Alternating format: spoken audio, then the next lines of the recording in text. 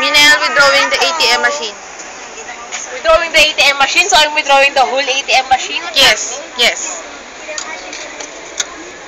And that is a Metrobank Why is it card opening and out? a BPI. English. Withdraw. Savings. Yes.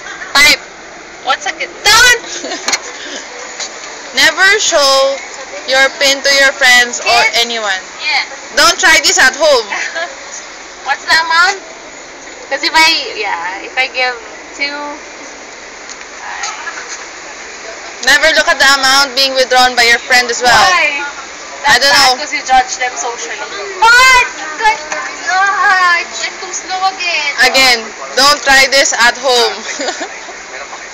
Disclaimer, disclaimer. The stupid girl who can't withdraw properly. So my third try already.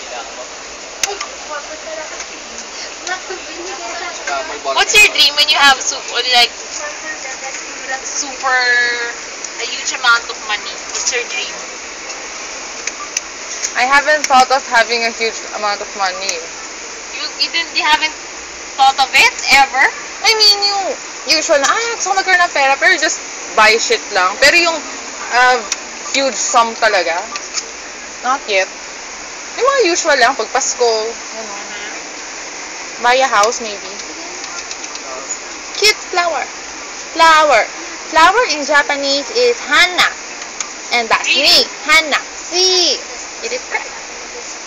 But the spelling is different. It's like H-A-N-A lang. But still, it's still my name. I thought it meant something like feces or... Oh shit! How did...